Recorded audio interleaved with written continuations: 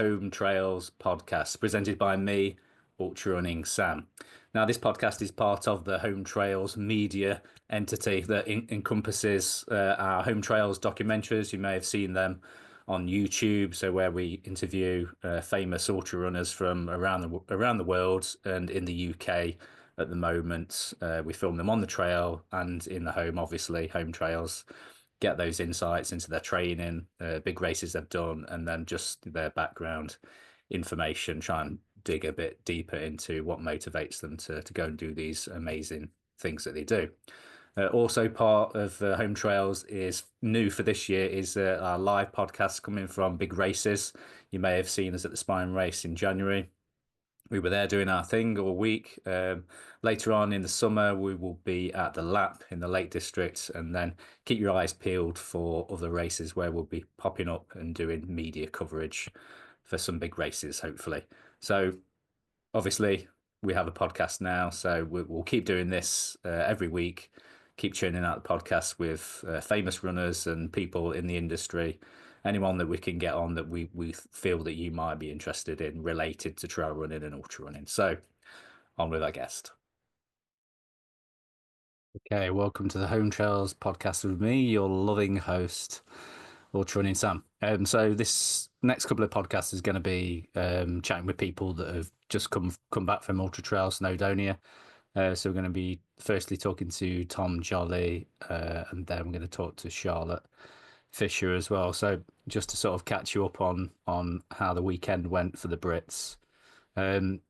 So in the 100-miler, the miler as they call it now. British runner Natalie Taylor got second in the 100-mile. Obviously Tom Joly got third. And in the women's race, Charlotte Fisher got third as well. In the 100K, Karen Graham came second. Keith Wigley was third. And obviously, John Alban was first in that. And then special mention to good friend of the show, Kim Collison, who came in eighth, a good solid top 10 performance. In the 50K, obviously, we know that Kristen Jones was first and Luke Grenfell-Shaw was second. And in the women's race, Elsie Davis was first in that. So that's a great weekend of success for the British runners. So Tom's on first. So with the magic of podcasting, I'll pause and we'll come back on with him in just a second. Okay, we're re-recording. So welcome back to returning guest. Is this your third time? Is this your third time on? My third time. This is my number one podcast. It is. So third time on the well, we've changed to the Home Trails podcast now. So I was forever getting people asking me about the name of the podcast, and obviously we've been the Ultra Running Sam podcast for long enough, and Home Trails seems to be taking over. So we are officially the Home Trails podcast now. So yeah, this is actually your first time on the Home Trails podcast. So okay, nice. Well, I'm glad to be on. To be fair, your Home Trails series is sort of probably taken off the most, hasn't it? When you started doing those long. Yeah, well, that was it actually. That was the thing it was supposed to be its own standalone thing. That's what it was just the Home Trails documentaries. And then I just got so many people sort of saying, "Oh, the Home Trails podcast and stuff," and I was like, maybe I'll just turn it into its own sort of thing and just make it just the thing that covers everything. So it's kind of Home Trails is just the podcast. It's going to races to do bits of media and stuff like that, and and eventually I'll get my act together and do some merch because people keep asking me about t-shirts and stuff. So I will do it eventually. So that'll be Nice. the all-encompassing thing. Yeah. Well, there we go. Enough about me. We're not here to talk about me. We're here to talk about you. How are you feeling post UTS? I am feeling good, which is a nice feeling because this is how I used to feel post race, and I think it's sort of one of my powers is sort of power to recover and get back into training and absorb a lot of load. So I think it's all indicating that my body is back to being healthy again. I just went for a bike ride actually. It's now Tuesday and we finished on today. Yeah.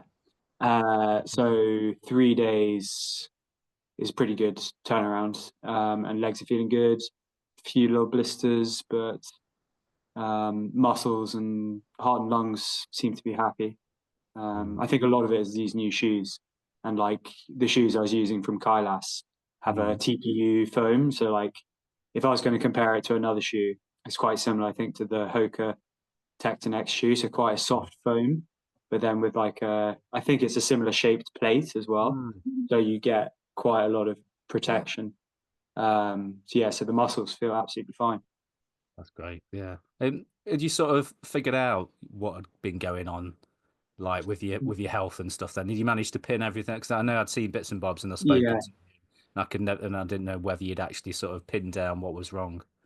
it was. I think it was all to do with iron, and like it had been going on for a long time. Like towards the end of 2022, it probably started. So I'd just been digging the hole deeper and deeper, and then obviously last year is when I was just couldn't get out of the hole. And now it's been more than 6 months on supplementation, um, and just like particularly like the 4 weeks before UTS, I suddenly felt like my old self again, and life like color came back, and really started to just enjoy the process again. So feeling more and more confident this year as things go on. Um, That's brilliant. but Did you? it's actually amazing. So I'll just add, it's amazingly common. Like so Mm, many athletes I've spoken to recently, or know friends or otherwise. Spoke to a GP yesterday, a runner at UTS, who low iron as well. Um, Mate from Latvia the day before sent me a voice note saying his ferritin was low. Loads of guys at the elite trail team, Keith and we've spoken to Hugh Chatfield. yes, yes. Um, Both are on supplementation or have had low iron. I don't know if I'm supposed to talk about medical things for other athletes, but there you go. Disclaimer: we're not doctors. Yeah, I'll Um, let them talk about it. did you so sort of dealing with that, was that sort of you got blood work done, and then you had like a fixed number that you knew you had to sort of supplement to and everything, or did you do it by feel, or how was it all under sort of medical observation? I spoke to a nutritionist, and yeah, getting regular bloods done, um, and yeah, in terms of like the expertise side of things, like maybe a GP or a standard health practitioner might not be the best person to get that advice from, because as an athlete, you probably need higher levels of ferritin than a standard population, because obviously your turnover is much higher. And I think particularly there's this phenomenon with running that because of the impact in your feet, you do damage to the capillaries and the Mm, red blood cells in there. And so your turnover of iron is higher, which is apparently true, which mm, I find makes sense. amazing. You think like, how have we evolved that that is like a thing for like an upright, running human? Anyway, Are we meant to run 100 miles through the mountains though? well, clearly not. Yeah, clearly not. Um, so yeah, I've been tracking the numbers and trying to get them up as high as I can, and I'll do a test actually again probably in a week's time once of things have settled down, Mm, and see what's happened post race, because I think particularly with the 100 miler, it can like crash the levels down, because of yeah. all like the inflammation as well. Yeah, I'm not surprised. So for sort of someone listening to this, watching this podcast, what Mm, are the things to sort of watch out for then with low iron then? yeah, What are the sort of telltale signs that I know obviously this isn't like a medical podcast yeah, yeah, as the doctors, yeah, but yeah. from your experience, what's the Mm. things to watch out for and what can you do? I mean, for me, the first symptom was like heart arrhythmias. So just like my heart would be, when I was doing any sort of strenuous activity, it would just thump really, really hard as soon as it went over like I've a had heart that. rate of 150. So for me, that was the first symptom, and I thought it was just as a result of COVID, so I ignored it. And then as things went on, the other symptoms appeared, like really poor recovery, really poor sleep. So I'd go to bed feeling exhausted. And even if I slept for 8 hours straight, I'd just wake up feeling exhausted. Other things as well were like really bad cramping in races, obviously slower times, poor performance in training and racing. And then actually it sort of developed into just lack of energy in general. So, and a lack of, actually, I found appetite, mood was quite poor, and cognitive function was actually declined a lot. I didn't understand that it could actually also impact that side of things. I play a bit of online chess, and like all my chess games were really poor like during that year. And I find as the iron levels have come back up, my games have been getting better. So yeah, but there's a numerous things to look out for, and obviously getting regular blood work would be the go-to. Like if you're an ultra runner or doing a lot of training, my suggestion would be you do it at least once a year. If you're a very competitive runner and if you're having any issues, get it done every 6 months or even more. It's just worth it getting it done and like not falling into the same problem, because it takes a long time to get it back up as well. Yeah. I wonder whether if there's any sort of benefit with people just sort of, I don't know, can you over supplement ferritin? Is it, You can can you take take too much. You can take too much iron. So obviously iron's quite toxic, which is why your body has a clever regulation system so that you don't take up too much. But like I'm on very strong supplements, and like if they don't work, then you need to look into the IV route. Wow. So, and that's fairly common as well. Yeah. Wow. Well, I'm glad to hear that you're on the right side of it now, because it's Yeah. I've really felt for you over the last year or so, like because you've really committed to ultra running, haven't you? And you put yourself in the best sort of possible position to be able to do well, and then for you to sort of really struggle with training and racing, it's felt wrong for you. So just to see you getting on the podium this weekend, does it feel like you kind of like? Does it feel like this is like the beginning of a new phase sort of thing? Yeah, it does. Yeah, thank you. And it kind of does, because although the race didn't quite go to plan, as they rarely do, Yeah. the first 15 hours, at least, of the race, everything was feeling a lot better. And now, like I say, like now the body's healthy and absorbing the training, like the fitness will come back. So just got to be patient, I guess, and hopefully, yeah, things will continue to improve. Yeah. So what were your sort of indications going into the race about how you were going to approach it? And were you sort of still worrying about pushing too fast too soon, or had you got a plan to go in and do a specific thing? Yeah, I went and did a bit of recceing to get a feel for the course, and I felt like I've run against Mark Derbyshire before some years ago, so I kind of got the feeling we had similar times at UTMB.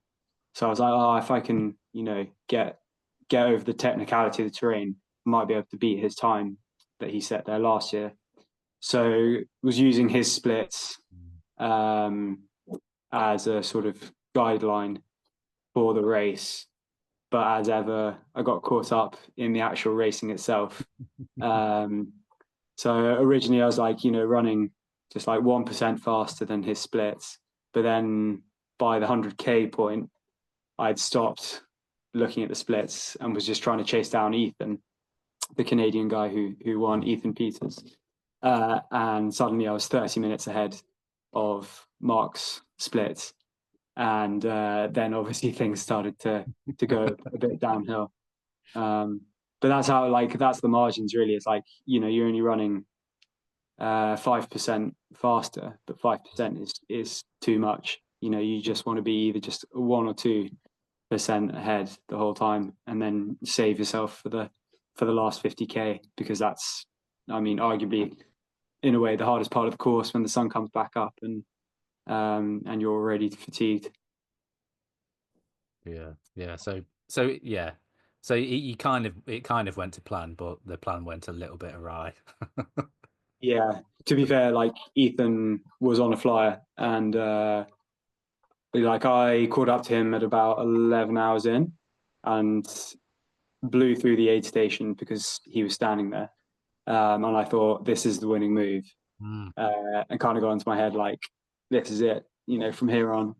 Um, and then he came with me, and he was not done. He was still very strong. So like I feel even if I'd gone a bit easier, like there's no guarantee that I would have caught him because he had a Mm. really good race. Yeah. Yeah. Amazing.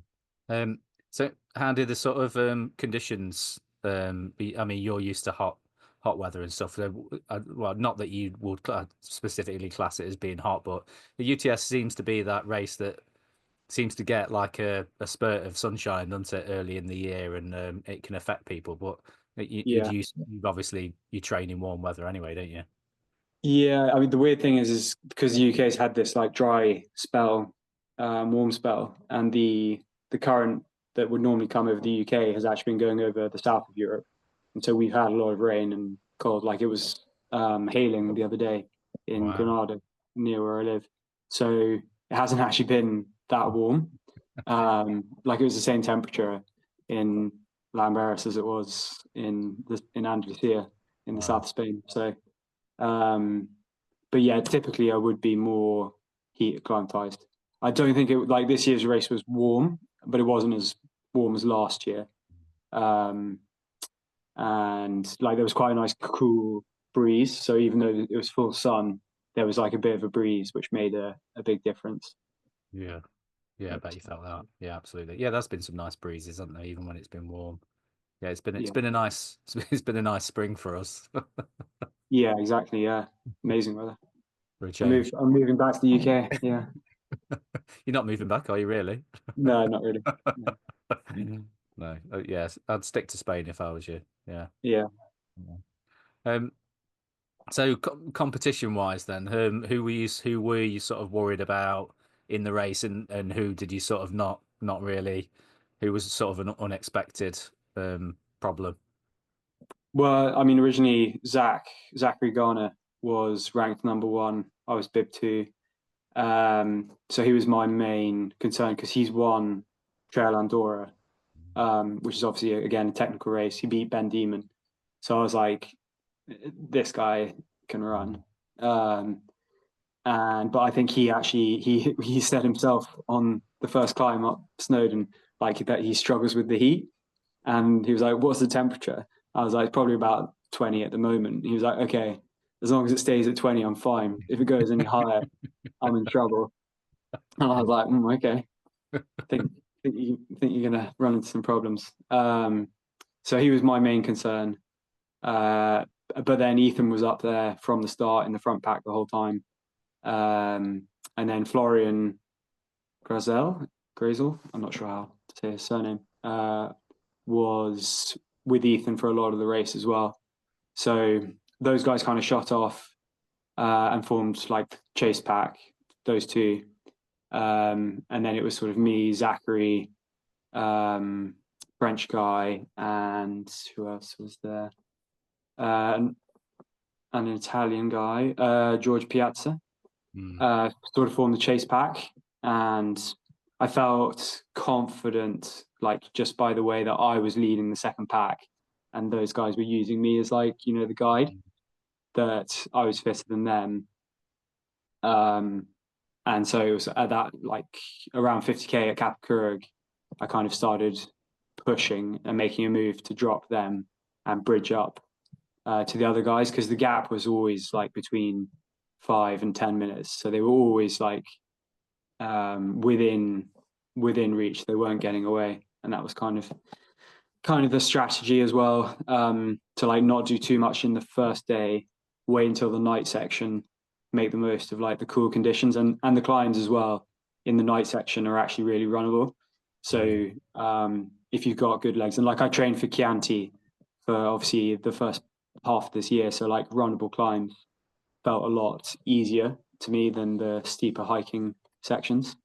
But then, yeah, like I say, when I did catch up to that front pack, Ethan was on a flyer, and I kind of feel bad because the scores that came out don't reflect probably his performance because his index is quite low.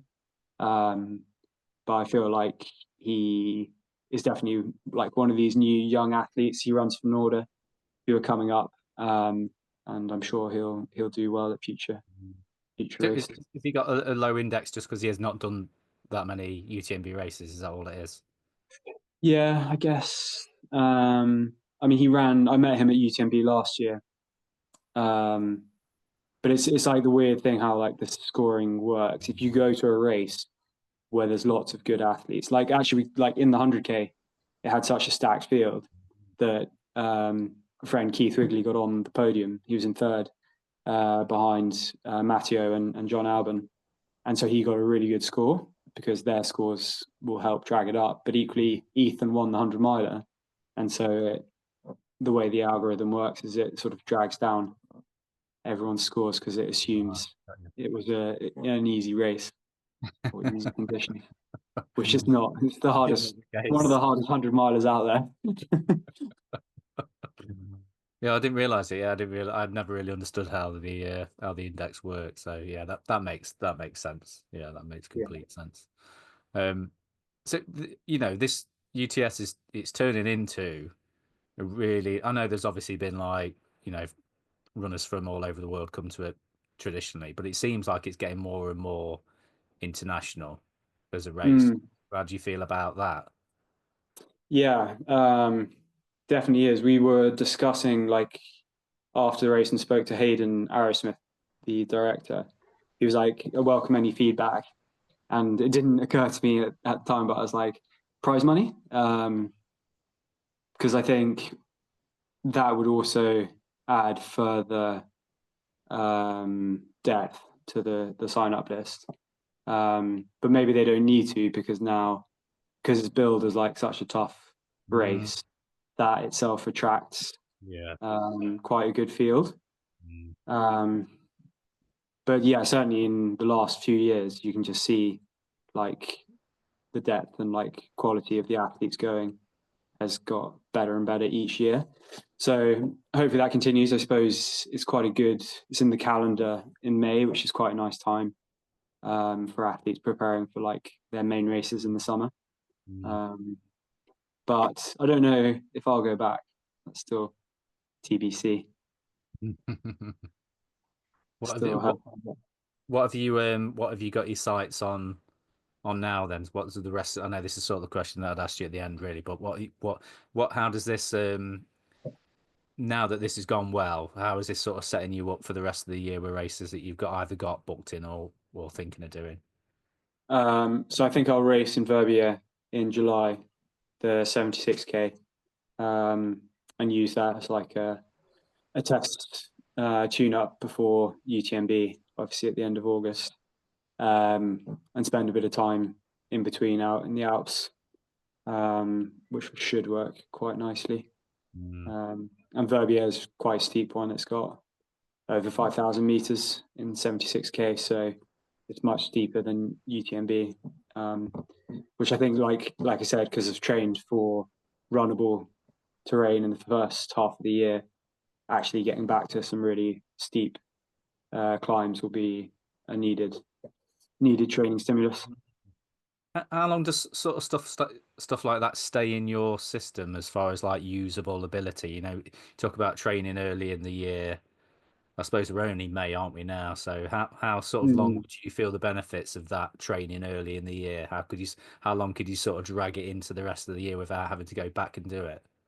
Yeah, I was surprised actually because I thought like that I probably have some natural ability for steeper stuff, but actually I think it's the other way around. I mean, I grew up in Norfolk and like the trails here obviously are pancake flat, so it makes more sense that I'm better running on the flat. But yeah, I really noticed switching to training for UTS, like how poor my use with poles were, how uncomfortable I was carrying weight uphill.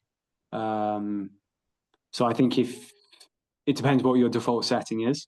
But like for me, I think if you don't use it, you lose it quite quickly. So I'm glad actually, because I almost did Alsace instead of UTS. So now that I've already done like a good 4 weeks of like more mountainous training, I feel like that's probably a good Kickstarter now that by the time I get to Verbier and UTMB, that I'll have like my big mountain legs back. Yeah. Mm. Yeah, it's interesting to say about carrying kit up the hills. What as far as like comparing like races in Europe on the Mm. continent like UTMB races as UTS. I'd heard people whinging about the kit. I mean, obviously they're not going to whinge as much as they do about other races that that I talk about in the UK. But what's your thoughts on the kit and because there was there some last minute changes with the weather and stuff like that, Yeah, they added the hot weather kit. I mean, yeah, I mean, which is what what's the it's hot like weather? another half a liter sun cream, sunglasses, Saharan um, neck cover for your cap. So it's actually all things which is like quite sensible to have. They don't add a lot of weight. The sunglasses is an annoyance because like carrying sunglasses anywhere in a pack is annoying. Like I had them stuffed in my back zip, in my bum bag, which isn't ideal because it's like you could break the glasses. But um, yeah, I mean, I weighed the kit and like all of the mandatory kit is about 1.6 kilos with my poles. So okay, when you add in, if you add in 2 liters of water, half a kilo of food, yeah, you're getting close to 5 kilos. But I think there are some items you could probably do without, like the compass. I mean, most people are carrying a GPS watch, right? You've got a GPS tracker they give you. Mm. You've Phone. got phone. Then you've got a compass and a map on top of that. Like, how many different ways of like knowing where you are, or Know what's other going people knowing where you are, or do you actually need? Because if something goes wrong, it's not the outback. It's not, I don't know, some massive national park. Yeah, You walk down the mountain, you're going to hit a road, or yeah, exactly. Yeah. there's going to be someone. So I guess you could reduce some of the items, but it's not a big deal. I suppose at the end of the day, like everyone has to carry the same stuff, so it's all fair. The level playing field. Yeah. Exactly. Yeah. Yeah. It's interesting. The whole. I mean, I'm pretty good with navigation and stuff, but my map and compass skills probably need a bit of work just because I've relied so much on a watch and even like a handheld. So when I did the spine, I knew how to use it. I'd loaded the maps on and everything like that. But I only used it once during the race, and that was when I wasn't sure what my watch was telling me, like to take a path left or right that was just like 2 foot full of snow, so I didn't know where the path had gone. Um, but I don't know. I don't like to sort of rely on technology too much. But then a map and compass is kind of technology, isn't it? It's just old school technology. Yeah. So I kind of When go in. when I spoke to the Palettis at Translantal, it was interesting because they wanted to do away with course marking and have it like mandatory that everyone has the watch with the GPX on. And I was kind of like, well, that's great, but you're making everyone buy a £500 watch I'm the rest, with yeah. because you need a long battery and everything else. So obviously it costs more. You can't just get one of the cheaper ones. And then also then what are you like paying for in your entry? Because course marking is like a big part of like what you want as a Yeah, runner, right? You want to just follow the flags, yeah, not be like navigating or taking bearings or anything. yeah, yeah. Um, so I guess I don't know if that will happen, but they were asking for our thoughts on it. Yeah, you can in some ways you can see that that would kind of make sense that there's no like littering of the trail sort of thing because people always complain about course markings and locals Yeah, switch them around and steal them and stuff like that. yeah, Someone's got to go out and mark the course and everything. But this, you know, I've done a couple of races where they were I think it was like a Maverick race in the Peak District, and I'd never ever been on a race that was so well marked before. yeah, other than when I went to the lap the other weekend to see that. Um, so you could literally just do it with no watch at all. You wouldn't need any like way of finding your navigation at all. You could literally just follow the blue arrows all the way around. And I think, like you say, if you've got your running legs on that day and all you want to do is just glance up and make sure that you go in the right direction and not have to like look at your watch and make sure Yeah, the arrow's going in the right direction, and or you've had that I'm sure you've done it where you've like it's like telling you there's a turn coming up and you've gone the wrong side of a wall or something like that, or a fence, and then you curse yeah, and you and yeah. just So followed I followed did you that into. exactly at the weekend. I was like, oh, if I keep left here, I might save 2 seconds. And then, of course, there was a fence there, so there's a reason. And then you end up like trying to crawl under the fence. Poles get stuck in the wire, and you Yeah. spend a minute untangling yourself. Yeah, classic. We've all been there. We've all been there. Yeah, technology will get you so far, won't it? Um, Mm. so as far as your training that for this race, then did you do everything that you wanted to do then? As for, you're talking about the steep work and everything like that. Is it did it go to plan, and did you feel confident going in with the training? No.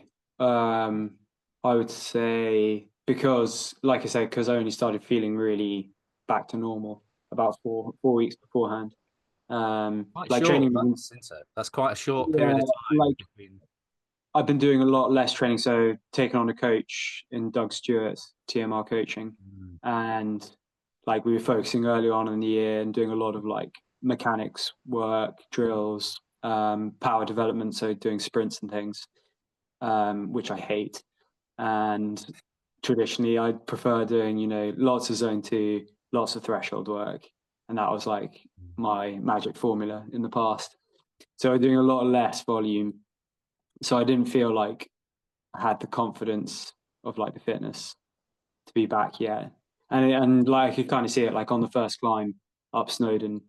We weren't going particularly fast. But my heart rate was already, hitting up towards 170 on the first climb, which is not where you want it.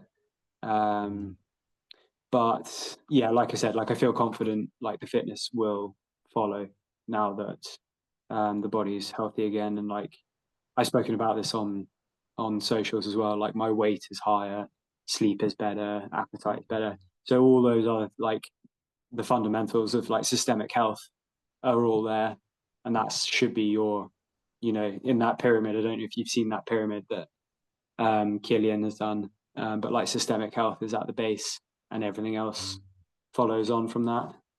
Yeah, because you've got to build on that. Yeah, it's like having it's like having a great engine in your car, but No, your no wheels are fuel in the off. tank. Well, yeah, yeah, exactly, Yeah. exactly. Yeah. It's a great analogy. Yeah, that's it. Yeah, sometimes it can be frustrating, can't it, when you're training because you think I'm doing all the things that I normally do, but the Yeah. results aren't the same, and sometimes you have to sort of go back to the drawing board, don't you? And that's what you've done basically, isn't it? Yeah, how do you? So when you were sort of doing early in the year doing the sort of speed work, like sprints and Mm, stuff, were you yeah. your total volume came down, but your intensity sort of went up? Yeah, probably that's probably fair. Not that it wasn't like easy or anything. So you're doing just more bang for your buck, and like a lot of that sprint work leaves you absolutely exhausted, and it would be like double days. So I'd have sprints in the morning and then threshold hill reps in the afternoon. So Wow. when you're doing the threshold reps in the afternoon, you just like you got your legs are still knackered. Um, but then there'd be a lot more easy days. So like the next day would be a very easy day. Whereas in the past, maybe I would have done like intervals, but then the next day I would have done a longer run or ride instead. So there's just better periodization and better principles in terms of like hard, easy day rather than just doing a solid amount of work every single day. Yeah. So you sort of feel the benefits of having the structure from a coach then, rather because you've always looked after yourself, Yeah, haven't you? yeah. I find it really hard to relinquish control because, like you say, I've always done it myself. Um, and you always feel like you know better, right? Like it's my body, I know what's going on, I know better than you.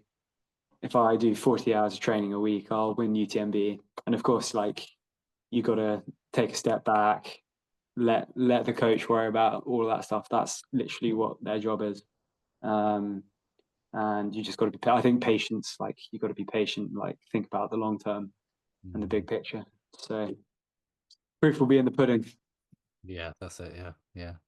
Um, is it anything else? So you've looked at your systemic health, and you sorted your ferritin out and getting your iron Mm. levels up and stuff. You've got a coach. What else? Do you feel like there's anything else that you sort of, because I know you won for like not leaving any stones unturned. Is this, is there Yeah, anything else that you sort of wanting to do this year? yeah. I mean, like, yeah. I don't know. I've ended up in a really fortunate position this year, with coach, with team sponsor, um, and like they're sending me prototype shoes and Mm. um, Tell, tell, different tell me nets. tell me about them, because I Yeah, I don't know a lot about them, but I just sort of I've looked at the stuff you put on with them and stuff, and I like the look of them, but I don't know anything about them. yeah. So Kailas are like the parent company, and Fuga is the trail department. Um, and they are essentially the equivalent of like the Chinese North Face. Mm. So they do mountaineering gear, they do climbing gear, they do trail, they do winter sports and mountain sports basically. And they're quite a big company, so they've got good resources and a big team as well. Like we did our team camp in Italy, um, so they've got people on media, they've got the designers for shoes and kit, and they're always very happy and compliant to like if you want something changed on a shoe or if you have an idea, you just fire it through, and they're really good at like listening to the athletes' feedback. Um, and they're trying of like you say, move more into the European market with with their shoes, and like some of the top models of shoes. Because I love shoes and have tried almost every brand's shoes. I definitely say they're up there with the best brands. Although I wouldn't have, joined them if I didn't think I was getting an advantage by Mm. using their stuff. Um, yeah, so quite excited to see how things develop. And like they've got a lot of good athletes that people probably aren't always aware of. Like Joaquin Lopez was third at UTMB last year, and Samaya Buddha has always been highly ranked as well. And who else they got? Miguel Arsenio, and like we've got a really good team of athletes that probably not everyone is aware of. Mm. How did you sort of make that connection with them then? Was that someone introduced you, or that you sort of put yourself out there to them? Luckily, they were at UTMB Chiang Mai at the end of last year, and I knew um, Alvaro Gonzalez, one of the Spanish team guys. I went over to the expo and bumped into him, and I was looking at the shoes. And then after the race, their team manager said, "Do you want to come and run for us?" And I said, "Well, have you got a pen? Where do I sign?" And uh, got to try some shoes pretty quickly and thought they were great. And yeah, so that was in December last year, and then joined the team in January. So it all clicked quite quickly. That's amazing. Yeah, I bet you're so pleased about that. Yeah, yeah, it's nice to have that, like the team aspect, the support. Exciting whenever you get new shoes. Like they're sending me some prototypes. I can't wait. Um, and yeah, nice having that belief. Like obviously, if they think you're worth paying to go and run around the mountains as a job, that can't be. It's not a bad thing. Yeah, that's it. Living the dream. Living the dream. Living the dream. Yeah. Amazing. Any plans to? I know you sort of said earlier about moving but not moving. Are you sort of still happy where you are in Granada and stuff? Is that still ticking all the boxes for you? Yeah, I mean, it's a really good question because I've been there for 3 years now, and I live on my own, and there's not many people, certainly not English speaking people or young people near where I live. So it's still like it's a bit of a lonely monk life existence. But the mountains are beautiful. The trails are amazing. The riding is amazing. Um, so I'm kind of Do you think you could have done with some more distraction to stop you from overtraining and stuff when I know because you've said before, and there's been times where you've done too much. yeah, And do you yeah, think because of the situation you were in with that being a little bit isolated out there, that was sort of contributed to it? yeah, definitely. And then you know you're living in your own bubble of like must do more. Mm, I'm not good enough. Like uh, I guess not having reassurance and companionship and all that kind of thing has an impact on your self belief. yeah. Um, so yeah, I mean that is probably good advice. Like don't completely throw yourself off into the unknown. Like maybe just keep a foot in the door for work or for other activities and hobbies, and you know keep making the effort to like socialize and do all the other things that make up life. There's more to life than just training and racing. Um, can't believe I said that, but it's probably true. Yeah,